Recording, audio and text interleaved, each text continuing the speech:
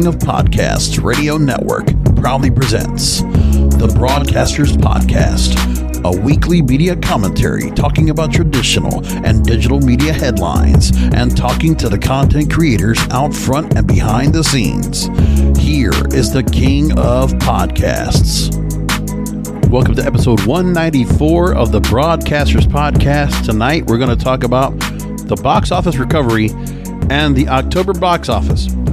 When you're looking at the lexicon of the possibilities to see the box office get back to where it needs to be, the relevance of movies being in the theaters, of which I am a fan, this is one of the best months to have that happen because of the pandemic. All these movies that have been held off for a while now are all on now, right now, in this new age where we're going to get stacked consistently with lots of movies to go see at the box office. It's going to be a great time to be a movie fan, to be a movie buff, to be really into what's watching on. Because if you look at what they have coming up to the theaters now, in October, it all starts, as I record tonight, it's just getting up to October 1st. I've already booked my tickets, pre-bought my ticket for many states in Newark. I'm not a Venom fan. Wasn't into the first one. I have not looking to watch the second one. It's one of the few Marvel things I'm just not into because that character just scares the crap out of me, just saying. The Venom character. Now, in this, what we have, let's just look at what the schedule looks like that we have so far. So just October 1st, you have The Addams Family 2 for the kids, Many Saints in Newark, and Venom Let There Be Carnage. With the Many Saints in Newark going to be simultaneously streamed on HBO Max. So I still want to see it in the movie theater.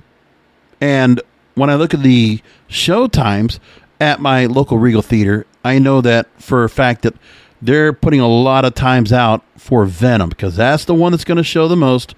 That's the one everybody's going to go and catch for the most part. And that's what they're going to do.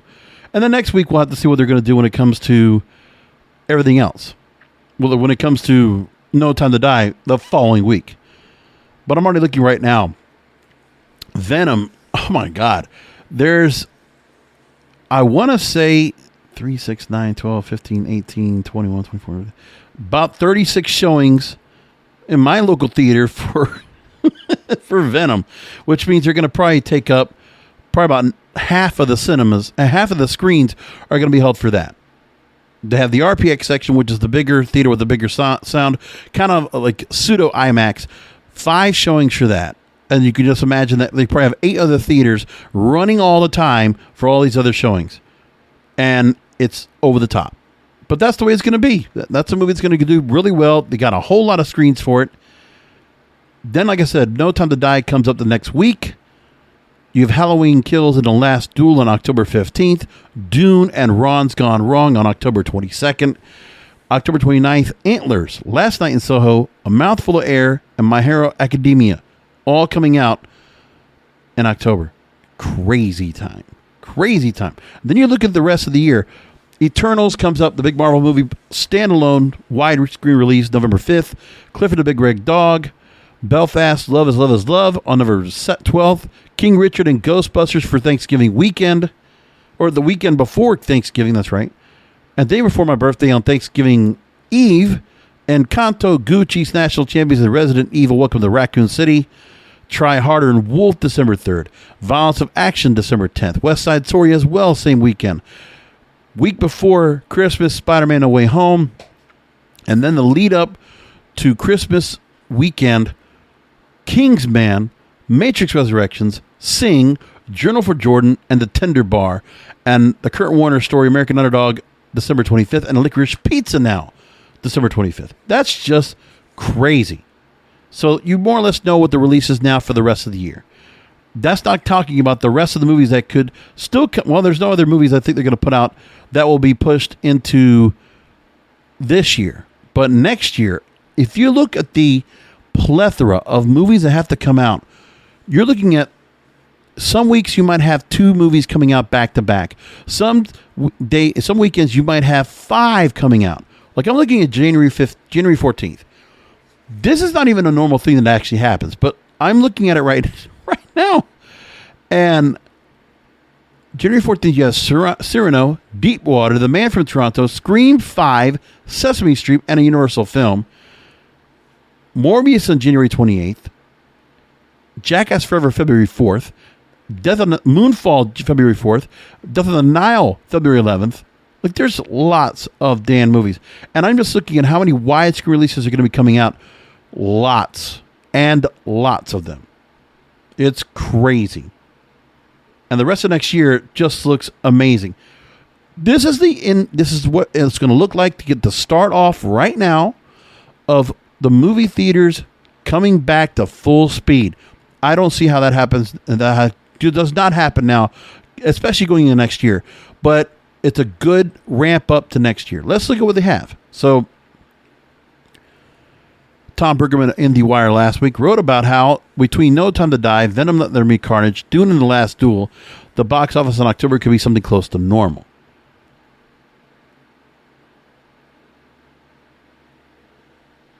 Final projections for September would be the strongest, and prospects for October look even better.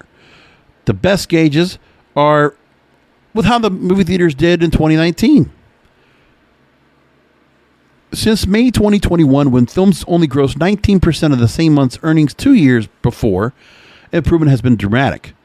You're seeing an increase at 35% in June, 45% in July, 50% in August, 75% in September. What's going to be 75% increase from last year in 2020. So that's big. In their estimates here at IndieWire, they said that the box office could be within shouting distance of where things were in 2019. When you have all these movies that are going to be coming out, a domestic box office total of October of $600 million, no by means assured, but plausible. And that will be just short, it'll be about almost 80% of what was taken in October 2019, the best month since February 2020, right before theaters closed. So Venom, Let There Be Carnage is going to open the same weekend in October as it did last time. The opening weekend for that movie is expected to be $45 to $65 million. They made $80 million and $200 million in its first 31 days in 2018. No Time to Die expected to get $65 to $85 million. First night overseas, $7 million so far. Spectre actually got $70 million in its opening last time around and was short of the biggest Bond movie that starred Daniel Craig in 2012, where Skyfall got just under $100 million for the first weekend. There you go. But this Bond movie is special because symbolizing the disruption of the release schedule, the first film to move in the face of COVID, the shift set the tone for worldwide exhibition capabilities. This Daniel Craig's final outing as James Bond built up interest after a long delay, positive advance word that this could receive the highest acclaim for the franchise. But there's great reviews for this movie. People are saying about Daniel Craig, what a performance he leaves out to finish up the series for the next person to play James Bond. Then you got Addams Family and Many Saints in Newark that opened up October 1st. The first Addams got $100 million. Sopranos would probably attract an older audience, not to mention one that identifies watching at home, not in theaters. But two movies could earn $60 million combined in October. Then you get the Halloween reboot from 2018, which earned $150 million in its first 17 days. Halloween Kills, which will be available also for Peacock subscribers, will gross less. 3 weekends in October, it might not make $60 million. Then the other movie they have is Dune, which will have a good amount in October. It's also available on HBO Max. That's the other problem. You know, if you didn't have the streaming services now simultaneous for several of those movies, imagine the money they'll be making. They could probably surpass $800 million in a month. That's crazy. But that's what they have to worry about now. And that's, unfortunately, that's the pandemic. But I think some of these movie studios are not going to make that. They're going to see what's going to happen now with the potential of all these movies doing so well and how it will turn out. So you have to consider all of that. Then you have The Last Duel, October 15th, with Ben Affleck, Matt Damon, and Adam Driver. doesn't get even that much of a space. Like in the trailer, it's just kind of just in the mix. But that should be a really big movie. Then you have a long delayed horror movie, Antlers, October 29th. Last Night in Soho is also October 29th. Then you still also have movies that are still held over. Shang-Chi is still around. First week of September, we're 5 weeks in or so. It's holding on, and people are still watching it.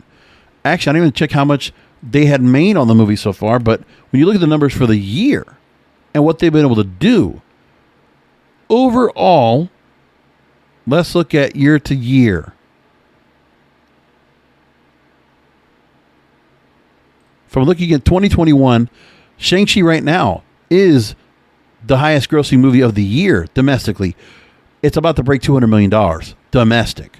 And if you look at the full totals, well, it wasn't just running in China, so it's $366 million for that. But it does beat what was past the production budget for that. It's still a good show nevertheless. Black Widow, just short of the $180 million. You're looking at 7 movies that broke the $100 million mark domestic. And if I go and look at the worldwide numbers at this point, F9 still holds the most, $760 million worldwide. Godzilla vs. Kong, just under $500 million. Black Widow, $377 million, $366 million for Shang-Chi. Quiet Place, just under $300 million. Free Guy, $318 million. Damn, it's really crazy. Quiet Place, you have a lot of movies that hit over $200 million worldwide. So it's commendable. The movies are coming back. That's the bottom line here. And it's great to see this again. When I look at the movies that I'm looking at right now, of those that I would personally go see, I am going to go see Many Saints of Newark. I am going to see No Time to Die. I will see Dune and The Last Duel. Those are probably the 4 movies I'm going to catch. I'm not big on the horror movies, but also you got a lot of solid horror movies coming in to October, right for Halloween, just in time, right around the holidays. We're all in part of it now. So Venom would play pretty good for like the Halloween crowd. Halloween Kills, obviously, you're putting out 2 weeks early. Will definitely do well. Like, that's just good. It's just unfortunate we have the video on demand thing. And the streaming part does take away from what's going on. Speaking of movies, I just saw that as I do the show tonight, Scarlett Johansson did settle her lawsuit with Disney. So the Marvel lawsuit is done. Good for her. Nothing disclosed as to how much, but lawyers are satisfied. She's satisfied. That works for them. Good on her. We'll see how that works out. When it comes to the IATSE and all the things that are going on with the union part, when I looked, there hasn't been much that's been said right now. There's just a new thing where over 100 members of Congress are asking for Hollywood producers to give the International Alliance of Theatrical Stage Employees a good deal. But so far, there's probably just negotiations or what could be happening. One story that got brought up here was from Vanity Fair. Talk about the Hollywood horror stories could inspire the biggest industry strike since World War II. So there's a Instagram page called IA Stories, IA_stories, an unpretentious Instagram account posting pictures rarely, mostly just white text on a black background.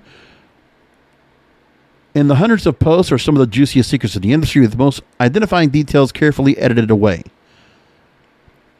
So there's a lot of things being said about that's obviously fuel to the fire for this strike. One contributor writing in a post, August 19th, quote, "We had a department head die of a massive heart attack a few weeks ago.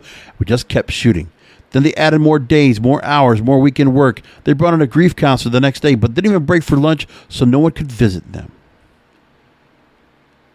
Now, the account moderators who spoke to Vanity Fair on condition of anonymity,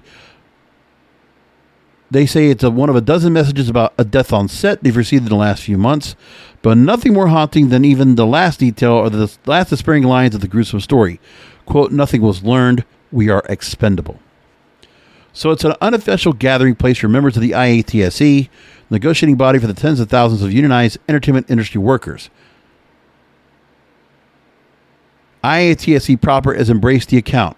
spokesperson has said, quote, while the IA_stories account is unofficial in the sense that it is not run by the IATSE International, the account and experiences here being shared there demonstrate there are real, long-standing issues in the film and TV production industry. Oh boy. So people prior to the strike are now calling out Hollywood, calling out the studios, calling out the people that are in management up the top, directors, producers. They're all talking now. Oh boy. That's not good. So more in the story. As a crew member, getting one's union card theoretically provides workplace protections against grueling hours on set. Non-union workers have little recourse against the whims of their employers. But this page, anonymous crew members are sharing hundreds of stories of dangerous and exploitative work conditions. Now, the same person they're talking to, of the moderators, they said, quote, it was a she, by the way, we do know that. It's possible the stories aren't 100% accurate. We're kind of doing it by feel. Everything I've posted has been something I can relate to. Every one of these stories we've gotten could be a friend of mine. I had to go back and see if I had sent this story.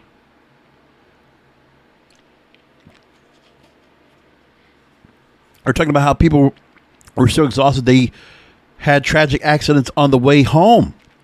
So one of them in 1997, a camera operator fell asleep behind the wheel, fatally crashed his car.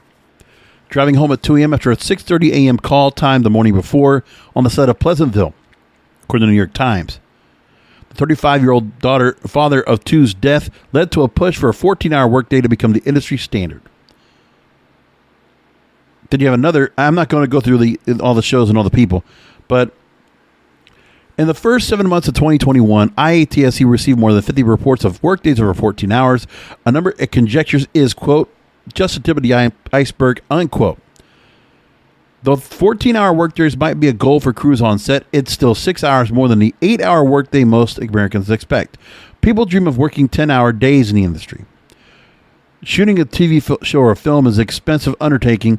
The easiest way to curtail costs is to reduce the number of shooting days, but it makes those other days longer. Organizers told Vanity Fair, as streaming content has become the industry standard, the production schedule for film crews has changed from seasonal work to a year-round blitz. If one job a year makes your money, maybe it's fun to do a Friday overnight shoot. But for wage earners who work on multiple productions a year, the pace makes for a grueling marathon, as crew members are often expected to be available on nights and weekends. It's 100% a culture of constant availability, one moderator said.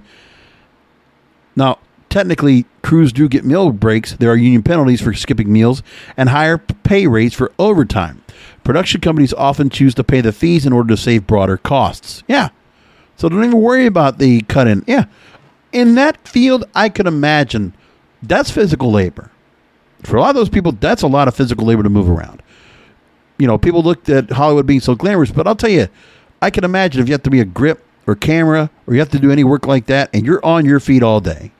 You don't get a chance to sit down. You got to work through, and you're dealing with a lot of, pretentious, some sycophant movie stars and crew members or people that are around where everyday crew members are probably just doing their job, doing what they got to do, and they have to have these sanctimonious, holier-than-thou celebrities probably being difficult to work with on set at the same time because they're just coming in and out when they need to.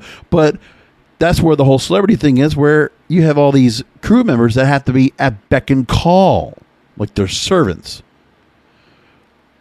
But they have to understand is that, these people, the IATSE, and all those people, the crew members that are within this union, there's a reason why it's a union. It's a good union. It's a union you have to do this kind of work, especially to protect yourself in Hollywood.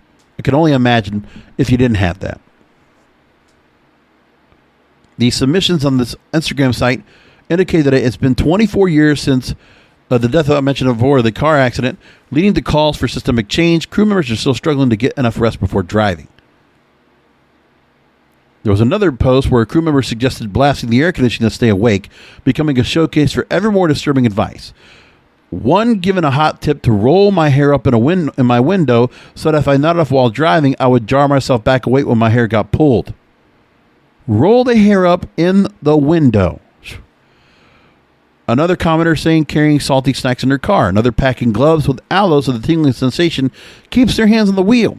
One sharing a transport worker suggested rigging a rubber band between their driving hand and their mouth so that if they fell asleep, the rubber band would snap against their skin, waking them up. Another one, sometimes I have to chew plastic bottle caps to stay awake. Jesus. So now we have the film festival circuit in full swing, in-person Emmy celebration. Autumn has seemed like a return to normal for the entertainment industry after 18 months of battling COVID. But behind the scenes, long-simmering resentment has been festering. After months of stalled negotiations, we know about the IATSE story for a strike authorization vote. The strike authorization vote is expected to begin. But as far as I know, nothing has been reported yet. We'll have to wait till next week when I do the show. Or just keep an eye out, like Deadline, Hollywood Reporter, Variety. Somebody will pop that up. In a statement to Vanity Fair, an AMPTP spokesperson, Association of Motion Picture and Television Producers, a spokesperson defended the organization's position. Quote, in choosing to leave the bargaining table to seek an strike authorization vote, the IATSE leadership walked away from a generous, comprehensive package, listing a number of components, including a proposal covering a projected $400 million deficit in their health and pension plan, the addition of Martin Luther King Jr. Day as a paid holiday, increases the minimum rates for some workers and some productions. And proposal also included meaningful improvements in rest periods, bringing more workers and crews, but not all, to the standard of a 10-hour turnaround from the end of one shooting day to the beginning of the next. So IATSE organizers in this Instagram account are trying to draw attention to the lives of ordinary film workers, not just from the general public, who are used to seeing Hollywood as a center of glitz and glamour, but also for the above-the-line talent in the industry, many of whom may have no idea what it's like to work as a wage laborer on a film crew. This should set some people off. As soon as this comes into play, imagine what comes up here and what's being said now. The fact that Vanity Fair put the story out, and now you have this coming into play. That's just not good. Whew. Imagine what will come of it. There is a lot more to be said. I will definitely talk to you next week about what happens with the IATSE. If it's something really big and we go to strike, I might even do a When I'm Not Podcasting and just break into a normal cycle and record an episode for that then, next week, if that's the case. But at this moment, we don't know what they're doing yet. We don't know if the vote's taking place or not, but I'll keep an eye out on it. So other stories I want to bring up tonight, we're going to get into coming up, is about a programming change in Los Angeles that could remake Los Angeles radio's landscape. And it's more of a testament of what's going on around the country of what radio stations are trying to do to try to maintain their audience. We'll talk about that. Our radio stations' genres or lifestyles. We'll have that from Fred Jacobs. The power of TikTok and the music disrupting the music industry. And also TikTok evolving to a very different kind of music streaming giant. That's going to bring that up in just a minute. We'll talk about that. And the evolution of the music industry and what it means for making yourself as a musician. So all that coming up very shortly here on the Broadcasters Podcast as we continue on.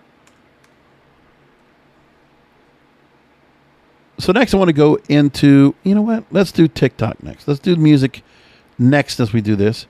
I'll get into that right now. Just working on my platform here, on my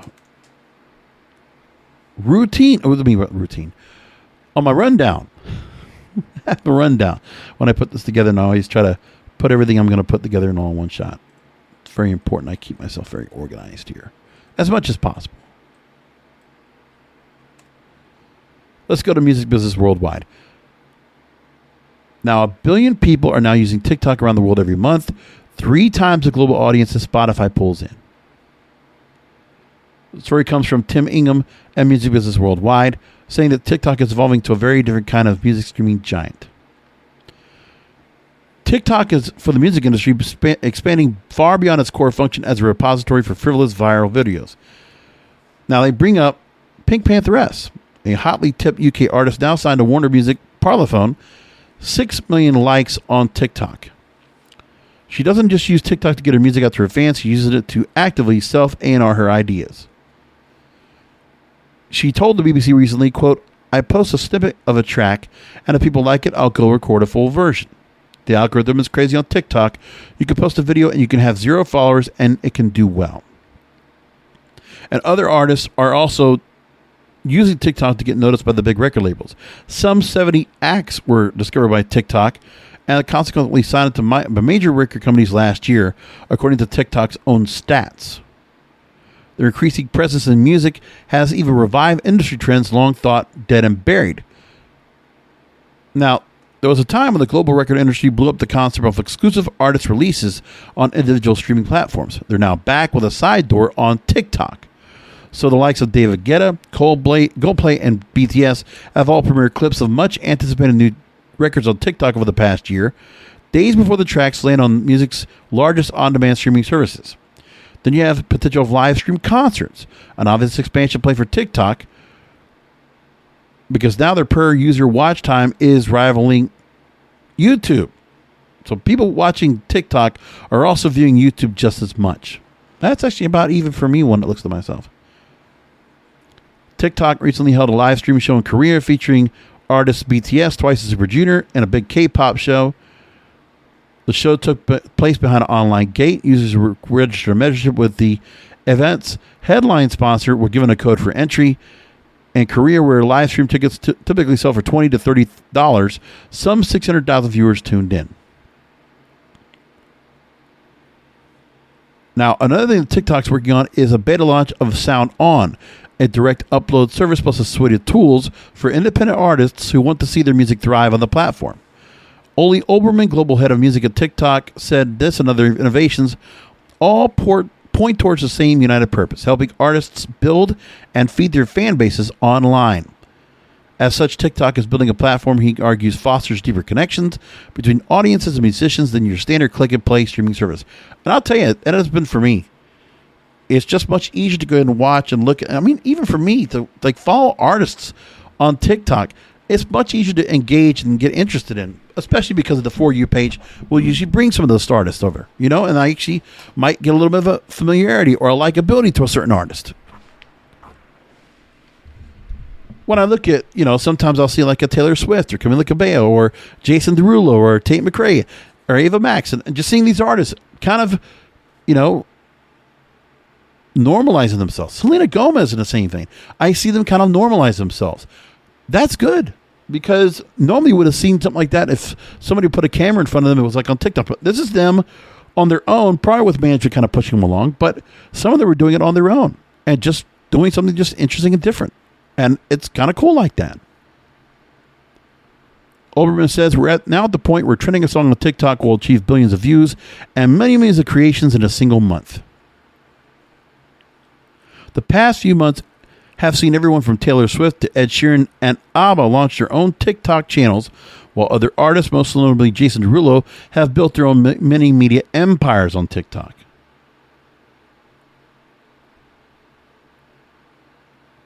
Live streaming on TikTok already has momentum.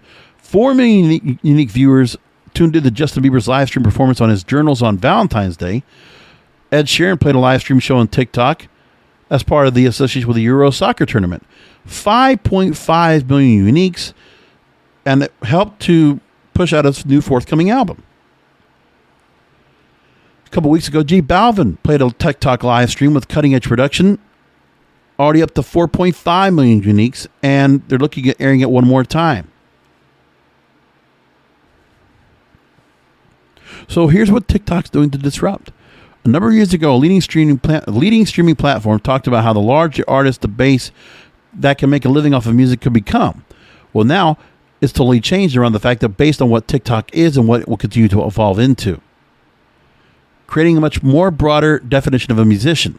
Making music, hopefully they can make a great living by getting people to consume their music, by touring and performing that music live, by selling merch, etc. But now with TikTok, the musicians can also become creators in a broader sense and really use the video medium.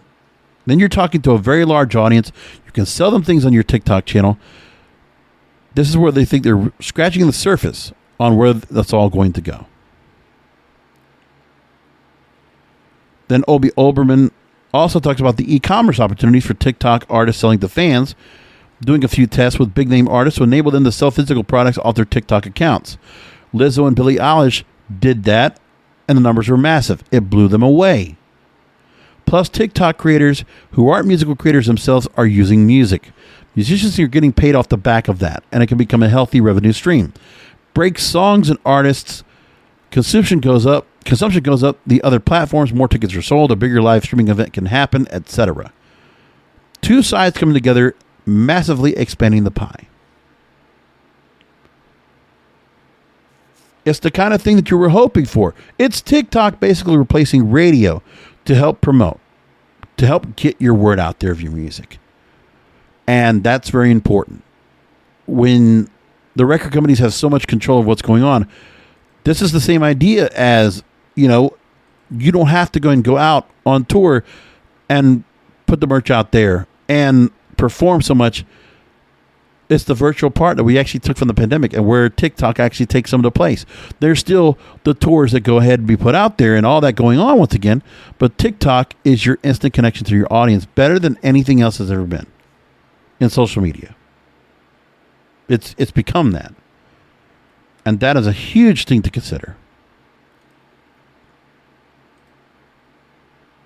So I want to take from another story from All Music that talked about the power of TikTok and the disruption of the music industry, which is what it is. It's, again, the digital disruption as always. Now, a story I took from All Music talks about not just Pink Pantheress, but some of the other artists that are all of a sudden have gotten viral with some of their music and what they've done, which these songs that they're on here, they're not even like artists that were out there that, they're charting on the Billboard Hot 100, or they're, getting their songs on the radio or getting majorly recognized. But look at the kind of money they're making just being viral, just because something gets used in the background of a bunch of different TikTokers using it for dancing or using it for, voice, for miming and all this kind of stuff. Like, it's all being done that way. PP Cocaine, there's the name. She shared her TikTok musical success. She's a 20-year-old doing trap music, almost entirely consists of profanity and lewd references, embracing the ultra femininity that took 2020 by storm amidst the global pandemic. Her high-pitched vocals are intentionally filled with a rasp, as if she's screaming while rapping. The instrumentation on the tracks are subtle and best described as a beat you would expect from trap music. The main feature is the energy in her voice. Now, her status as a personality in 2020 boosted automatically, with the tracks released during the peak of her TikTok popularity, including Three Musketeers, PJ, and Hugh Hefner, all getting over 13 million streams on Spotify. Now, her virality on TikTok has kind of passed, so she got her 15 minutes and that kind of went off. She still can really continue to release music and attracting listeners that were first drawn to her through TikTok. Then you have Serena Isioma, who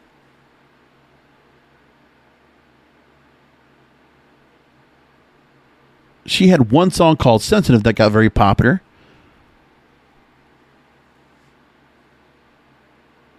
And then she also has 2 polished EPs that she's released since that song got big. And also the fact of the matter is that with TikTok, we're starting to go ahead and revisit music that has kind of been dormant for a while. So when it comes to her music is notably placed as R&B. There's plenty of hip-hop and indie-pop influence, giving a sense of fullness to the music. Listeners can hear the confidence in the vocals in the song Sensitive, which adds to the calm and collective flow of the music. The funk influence also adds to the cool, confident personality that comes out in the music.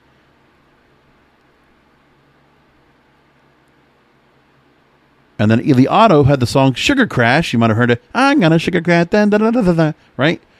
So that song, at 17 years old, he gets this song and it automatically just goes right up. His music is what would be expected from an up-and-coming hyperpop artist. His voice has a notable use of auto-tune, and the instrumentation is overpowering, all featuring a driving, high-paced beat. Listeners who find themselves profoundly connected to his music should check out his SoundCloud, because that's where he came from. In observing the artists emphasized by TikTok trends, it marks the dawn of an entirely new playing field for the music industry. Before the internet, record companies had complete control over music production and distribution, with independent artists occasionally growing small followings and even more rarely leading to international breakout success. The digital disruption continues to disrupt. It might have been Napster 20 years ago, or more than that, but look at where we are now with social media. Now, some social media, I think, for the common good, doesn't really do much. I don't know why, but I feel like TikTok is the one medium right now, along with YouTube, personally, that I think do hold the best for a lot of things that are going on with music and also just for influencers. That's the two places where I feel like I get the most from. I mean, hell, I just watched, when I was looking at stuff for James Bond, there's one guy that I follow, his name's Dave Lee Down Under. Does a lot of stuff on animation and cartoon stuff. So if I want to learn about the Looney Tunes and individual characters and their evolution, he has a series called Cartoon Evolution that's actually really cool, and he does a lot of good work in it. Very comprehensive, and he's really good at it. Does a really damn good job. I would recommend go looking for Dave Lee Down Under, or David Lee, I forget. No, Dave Lee Down Under, that's what it is. This guy from Australia. He does good stuff. He did a comprehensive biography of the Bond series and the evolution of James Bond, when it started as a book series from Ian Fleming to an actual cartoon strip to the movies themselves. And just the way he put it together, I mean, it's better than what I've seen, some of the other documentaries I've seen about James Bond in the past. And really well researched, really well put together. A very easy 35 minutes to watch. And I had to go searching through Netflix or whatever, because I don't have Netflix on my phone, or the other streaming services. I don't put them on my phone because I'm not watching streaming like that. But I am streaming content, YouTube and TikTok only, because with YouTube and TikTok, it's what I want to watch on a more of a basis. But if I want to watch other shows, I'm not going to be able to do that and put much time to attention span, because if I'm either driving or I'm doing other things or I'm walking around, I don't have the time to just sit down and watch. So if I'm going to do that, I'll do it with my Fire Stick and I'll watch it in the house. Pretty much like that. But it's really amazing who is out there and how well it's done.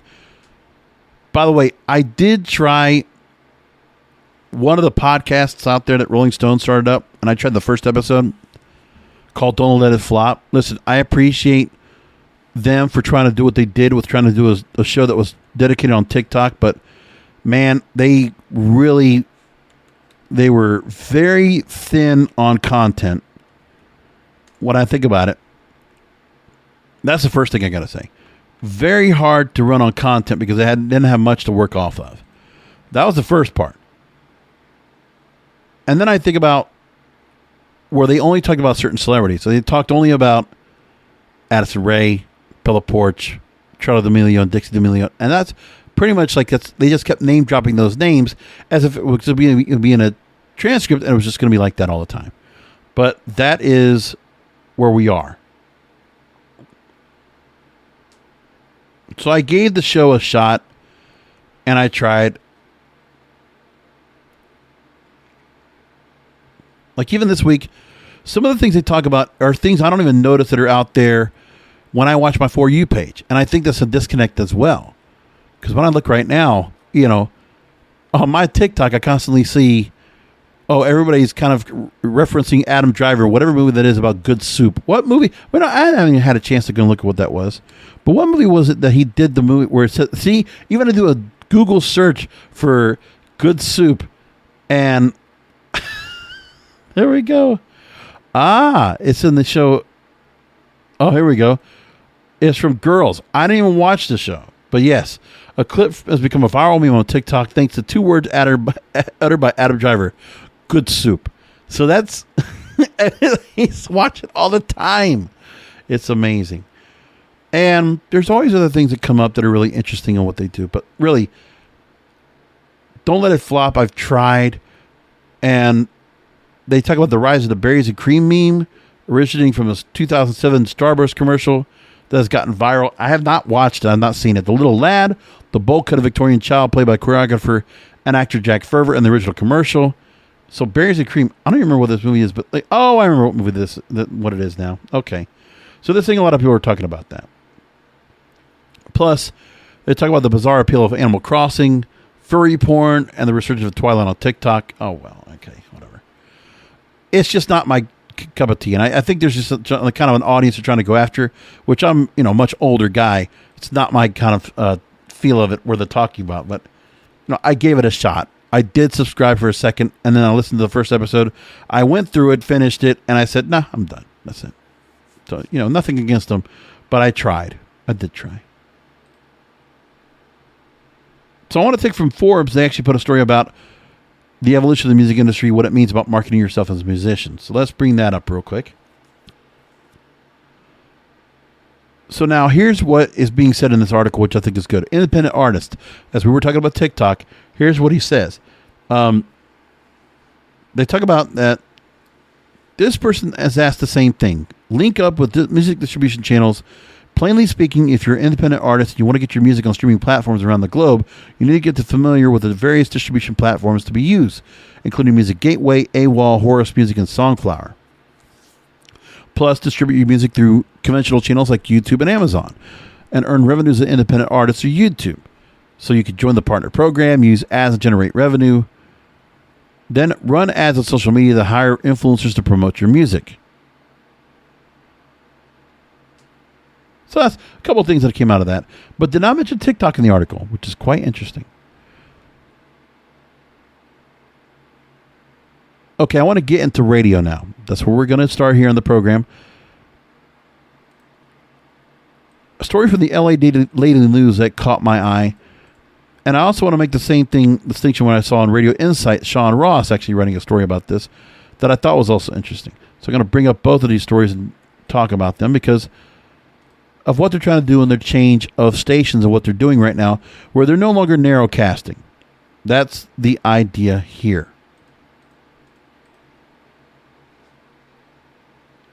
So in the story that comes up from Sean Ross, he actually made a mention of, which I can't find the story right in front of me, talking about how WFLC, which is one of the major CHR stations, 3 top 40 radio stations in Miami, market number 11. And the idea is that with that station, they're now rebranded as Hits 97.3, The Rhythm of Miami. The idea is were consistently a current contemporary hit radio format. But now they just play a couple of current songs, but then they start playing songs from the 90s and 2000s embedded into their mix because that's where they are. And then you have Totally 93.9, which is an all 90s format, which originally was just playing kind of just rhythmic type of 90s music, but now they've definitely expanded the playlist to play more rock, more pop, more of the adult contemporary style, broadening their base to try to get as many songs to stick on the wall to get a broad audience to listen in and tolerate some of the music they're going to be playing, things like that. So a story from Richard Wagner in the LA Daily News that talks about this and says radio's always had trends, including to periodically reappear the idea of narrowcasting, thought as limiting the various genres a station may play. The idea is relatively sound in a programming research way. So super serve your audience by playing what they want to hear, leaving out the songs that many may cause tuning out. And over the years and various cycles, the plan's work, broken up by the sudden and sometimes unexpected resurgence of mass appeal top 40 formats that broaden the playlist significantly. So back in the 70s, many of the formerly top-rated AM top 40 stations were replaced by stations focusing on one style of music, be it rock, alternative, new wave, disco, or even country. Then stations like Kiss FM in Los Angeles went mainstream in the early 1980s and brought top 40 back into the limelight, blowing out the competition by playing a wide playlist once again. So it seems like this is the way it goes. Stations get big playing a huge playlist, then others come in and steal listeners by going narrow. Indeed, Kiss FM was temporarily locked out by Power 106 in 1986 when Power focused on dance music. Though one could only argue that Kiss reacted too much and started sounding too much like Power itself, sending listeners elsewhere. Now, this has been an ongoing thing. We could talk about WABC in New York when it was 77, WABC. And they went more toward disco feel to the format. Meanwhile, 99X did not. But it's because of WKTU, Disco 92, and Paco Navarro. You might remember I talked about him back in, 2018? Or an episode when he had passed away, and that's one of the most listened to episodes I've had on this show. the narrowcasting caused a station with a wide listening format, a mainstream format, to go more into a certain section. And then on the same way with New York as well, in the 90s or in the 80s as well, you had stations like Z100 come into play that would also narrowcast. And then you had stations like Prime 95 or what was 95.5 PLJ or 102.7 WPIX. No, it's WNEW 102.7. And then what is it, 102 PIX? I forget, 102.1, something like that. I forget. So you had a change of what was mostly rock-oriented stations and then getting the narrowcasting from a Z100 that totally changed the whole setup of everything. More recently, it seems that narrowcasting has become the norm again, no longer the typical cycle. A recent article on Power Gold questioning the wisdom of trends in today's competitive reality.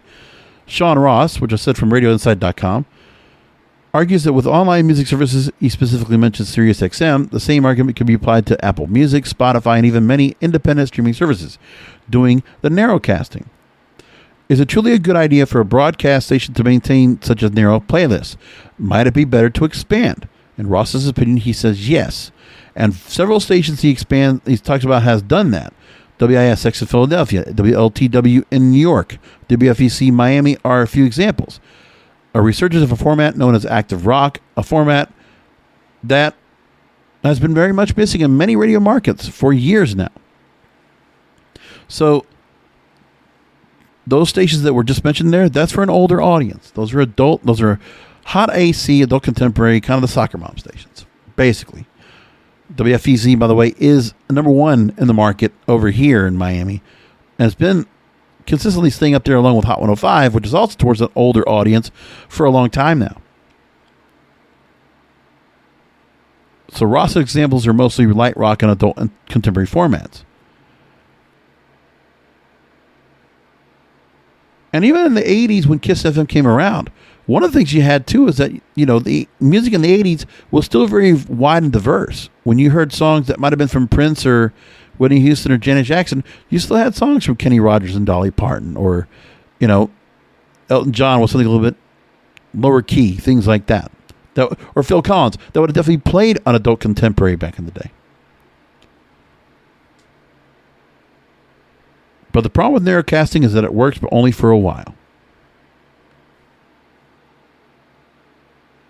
And that's what it comes down to, is that, so while it may be an accident, they say here in the article, many successful business decisions, creative ideas are, stations that stop trying to program against online services are going to be the next big thing.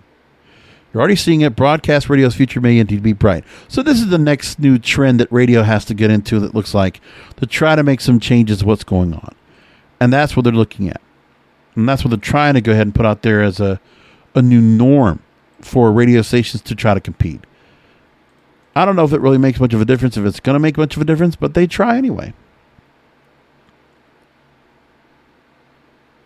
Now, one thing I didn't get to make a mention of that was also brought up is that Nielsen, who is the rating service that does for television and radio, they're actually now introducing wearables that'll be in beta phase, wristbands, clip-ons, and pendants, which will have a quantum improvement over the current devices they use for personal people meters. The gadgets will be a step in the right direction, Fred Jacobs reports. 3,000 meters will be integrated into 60,000 people in the database. So will people go ahead and feel accustomed to go ahead and hold on to this, and these personal people meters will have a better indication of what programming people are listening to on the radio, or even television for some cases.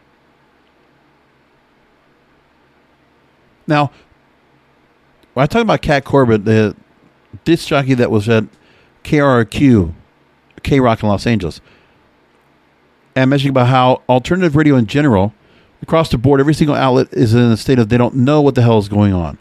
They're deluding themselves. They think the kids are coming to radio. Kids don't know what radio is. They don't care. And so now you're alienating your audience by getting rid of all music. Remember I talked about that? Well, Fred Jacobs actually follows along on this and talks about it. So the Corbett is talking about recapturing the heart and soul of alternative isn't just a problem faced by our former employer. It's an industry-wide conversation. More than 3 decades. Many stations in the format have redefined the guardrails liberally, but the results have been interesting, sometimes not so much. But her comments transcend the music and zero on two key issues. First, kids have abandoned the medium to a point where stations that include them in their focus are destined to be disappointed by the results. So 97.3 in Miami is trying to target the younger demographic. They're trying to go 5,000 songs commercial free. With that amount of time, they think if, the old school thought process of a younger station getting 10,000 songs, 5,000 songs commercial free, and then incorporating commercials slowly into it, because they'll think in that first little bit of honeymoon time that the younger listeners will just go and stick around and listen to a station that eventually will start taking commercials, and they'll just kind of tolerate it. The old school mentality thinking, The researcher Fred Jacobs says clearly shows fewer and fewer have radios where they live. And the car is now cluttered with streaming options thanks to the inclusion of Bluetooth in virtually every new vehicle that rolls off an assembly line. Corbett's is a fair point when you consider how few choices there are for teens in most markets, taking into account the percentage of Gen Zs in America, for greater than the number of stations that attempt to cater to them. Her second sticking point is whether she questions whether there's a genre left called alternative. The point that hip-hop and pop have suspended alternative's size, scope, and influence. That's why programmers are, including these musical genres on stations that call themselves alt. Now, one thing I was noticing for myself, because I have been a radio listener that always wants to be more like a younger listener. Like, I want to hear the music that's new. I'm always a new music guy. And one of the stations I actually have really looked at when I've been trying to look for music to listen to on a regular basis has been tough. So I have been looking out to other markets for myself. And I've done that. You know what's interesting? I look at one station that is out in the Netherlands, in Naarden. I don't know if that's how it's said, but it's right outside of, I forget which major city this is in. But when I look at what they do and the way their format works is fascinating. In the Netherlands, there are programming requirements, rules that must be followed in order to meet the license requirements. In the format, they talk about that the playlist must include a maximum of 7.5% chart-oriented hits and a minimum of 50% hits not older than 1 year. So the idea is that you have to have songs that are currently charted, encompassing 8%, or 1 out of every 12 songs must be on the charts right then and there. The top 40, basically. Minimum of 50% of hits not older than 1 year. So they have to be songs. Right now, it'll be currently the end of 2020 and into 2021. It has to be current songs, which, some of those songs would have a life. They're, there's Power, which is the current songs, and the Sub-Power. When I actually broadcasted the Spanish radio station, so about 104.9 up in Port St. Lucie, Florida, that was my idea. Is that I actually did try to play about 25 to 30% new songs, and I called it Power. And the Sub-Power would encompass about 60%, which would be from the last year or two. Like, I had to go and spread out a little longer, because I really did nitpick on what songs would be dominating the playlist that I wanted to make sure were in there. And that was able for me to get to about a good 500 to 600 songs on the playlist, with the hope of trying to build it up more, because the salespeople and the other programming people wanted to continue to keep the programming towards an older demographic, the older end of 25-54. So I had to do my best with that, but I wanted to try to keep new music in there to try to keep a younger audience to engage, at the least, because it was one station covering this market, so why not? I wish there were actually kind of license regulations of what people need to do and things like that. I actually kind of like that idea, that, there is a formula that is brought out there that somebody should go out there as a consultant, put that kind of idea out there so that new music goes in, because this slam station has a lot of people listening to it. Like, when I look for it, I'm going to look right now, just look at TuneIn just for the hell of it, because I noticed that when I look at what they're doing and the level of people that are listening to the stations over here, they have such a big, major audience. Like, I'm looking right now. So I know that for sure that Slam, which is a mainstream top 40 format, mostly dance, but then also pop incorporated. It's favored at 345,000 times. Now, BBC Radio is the largest, I think, with over 1 million. But there's that station that does very well. Then there's Slam Nonstop, which is another station in the same vein. And also that station, it doesn't have as much, but again, 344,000 for that station is pretty solid when you look at it. You have dance stations that do a pretty quite an audience, but the idea is that this is a station, funny enough, Real World, which is a jingle service based in Seattle, Washington, is doing their service for a pop station, which I tell you, if you brought that format over here to the States, I think it would be massive. It's energetic, it's powerful, it's exciting, and it's geared towards ages 15 to 30 in the Netherlands. And of course, pop might not work for everybody over there, but it's not cheesy pop. Not for the most part. There might be a couple of songs that I'm not really so much into, but like really 80 to 90%, quite a bit of Euro dance, quite a bit of pop of the current lexicon, and it's new music that could absolutely be embedded over here. If I could make a station like that, I think automatically I could get listeners to a station like that in Miami and kind of incorporate, when it comes to the gold records we play, would be a Miami kind of feel to it. But it would work. I really feel that. But nobody wants to play a station like that because dance, for whatever reason, is kind of just looked down upon for whatever reason. There's 2 other stories I didn't get a chance to get to. Tune in whatever you want, how TV marketing has changed in the on-demand era. I don't know if I'm going to go back into this or not, but I might just see if I hold on to it and put it for another week.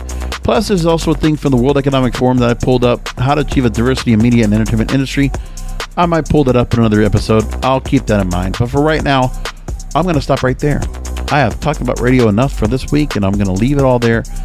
I'll let you know how everything went out with Benny Seats of Newark, and get ready to get back to the movies.